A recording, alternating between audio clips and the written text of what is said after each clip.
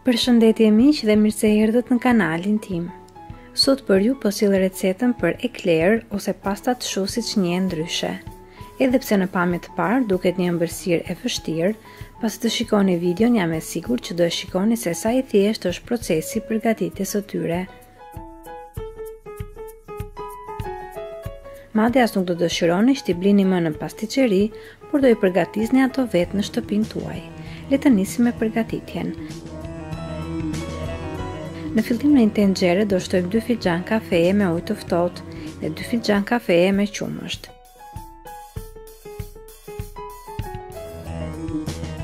Do vendosim tenxhere në zjarr dhe aty do të shtojmë edhe 6 lugë gjelle me gjalpe.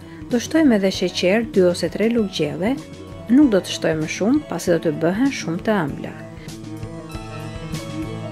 Kur qumeshti nis të nxehet, do e fikim zjarrin dhe në tenxhere do shtojmë 3 filxhane kafeje me miell. Përdorni të njëjtin filxhan që përdorëm për qumeshtin dhe ujin.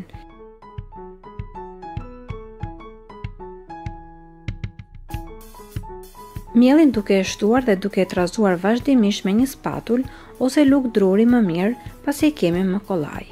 E trazojmë mirë brumin derisa të mos shikoni me kokriza mielli. Të gjithë procesin e bëjmë mbi sobë, por pa e ndezur zjarrin. Veç e lëm tenxheren mbi sobën e nxehtë dhe trazojmë miellin. Ndërsa soba është ende e nxehtë nga më parë, por është e fikur. Kur shikoni që tek brumi nuk ka më kokriza mielli, do i hedhim brumin tek roboti i kuzhinës dhe e punojmë për disa sekonda me shpejtësi mesatare. Pasi brumi është punuar për pak sekonda, në të do të shtojmë vezët një nga një. Në total do të përdorim 4 kokra vezë, por vezët nuk do i hedhim të gjitha një herësh. Do hedhim në fillim vezën e parë dhe më pas e punojmë brumin për disa sekonda derisa brumi të përthith të gjithë masën e vezës. Kur tek brumi nuk duket më asnjë grimc nga veza, tek brumi do shtojmë vezën e dytë.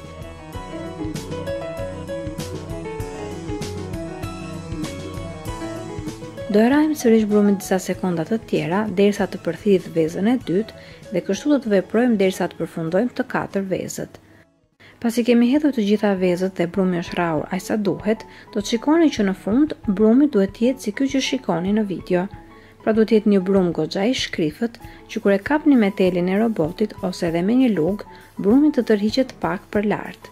Ose nëse e prekni me duar, brumi do të jetë shumë i ngjitshëm. Kur brumi vjen në këtë formë, i kemi gati që të formojmë pastat shu. Brumin do ta hedhim në një qese kuzhine dhe më pas do të formojmë eclair në një tepsi të cilën ose e lyeni me pak fare vaj, ose aty do të shtrojmë një letër për pjekje. Nëse hidhni brumin në qese pasticerie, pra nga këto që hedhim kremin kur zbukurojmë tortat, do i keni shumë kollaj për të formuar pastat shu.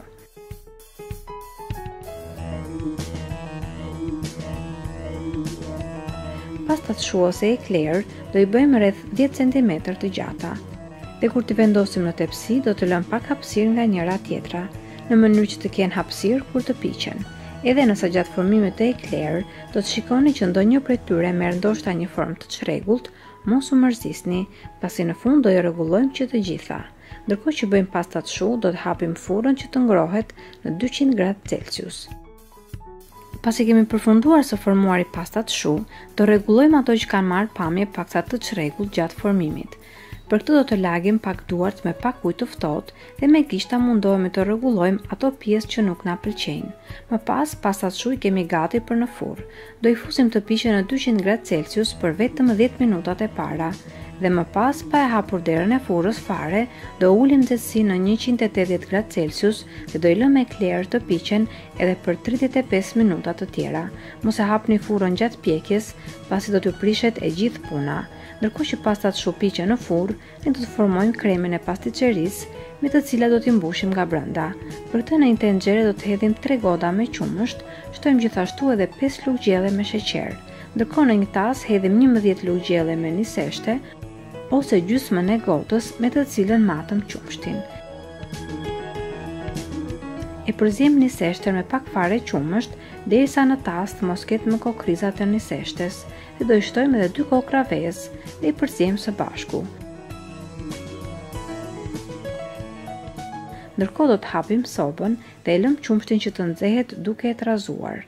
Kur qumeshti nxehet, tek masa e niseshtes, do shtojmë pak nga qumeshti i nxehtë në mënyrë që të krijojmë një masë homogjene dhe të mos na kokrizohet. Dhe pasi e trazojmë mirë, të gjithë masën e tasit e shtojmë në tenxhere me qumesht. E trazojmë vazhdimisht me një tel dore dhe trazimi do të bëhet në temperaturë jo shumë të lartë, pasi në të kundërt kremi pasticeri-s do të zërë në fund. Kur masa nis që të trashet dhe të formoj bulza sipër, e heqim nga zjarri dhe i shtojmë një lugë gjelle me gjalp. Më pas kremin e lëmë që të ftohet që ta kemi gati për mbushjen. Pasi pastat shu janë pjekur, ne i heqim nga furra dhe i lëmë që të ftohen plotësisht. Siç do shikoni, pastat shu nga sipër kanë marrë një ngjyrë të lehtë të kuqëremt, ndërsa nga brenda ju do shikoni që ato janë bosh. Nëse pastat shu pas pjekjes ngelen bosh nga brenda, atëherë keni bërë procesin në rregull dhe çdo gjë është bërë në mënyrën e duhur.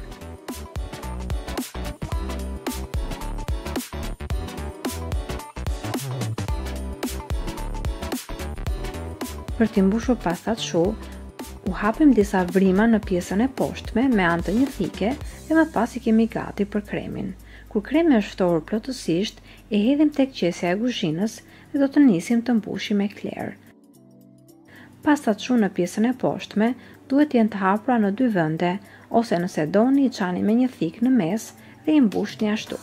Kur i mbushim me krem, mbushja bëhet e tillë që të dalë deri sipër, ajsa ta kuptoni që është mbushur nga brenda.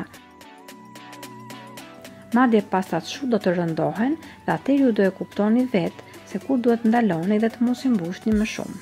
Kur të përfundojmë të gjithë pastat shu, në një pjatë do të shkrim pak çokollatë të zezë, ose e shkrini në mikroval, ose e shkrini çokollatën duke vendosur pjatën me një enë me ujë të nxehtë.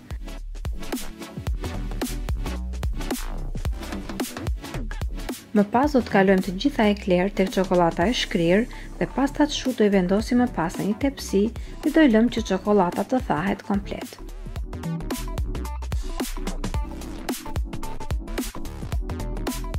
Më pas i keni gati, provojeni dhe do të befasoni se sa kollaj bëhen, sa të shishme dhe sa të lehta janë në shije, pasi siç e pat unë përdor shumë pak sheqer në përgatitjen e tyre, pasi nuk dua që të na velin gjatë ngrënjes, por gjithsesi secili prej jush është i lirë t'i bëj si të doj dhe të shtoj sheqer sipas shijeve personale.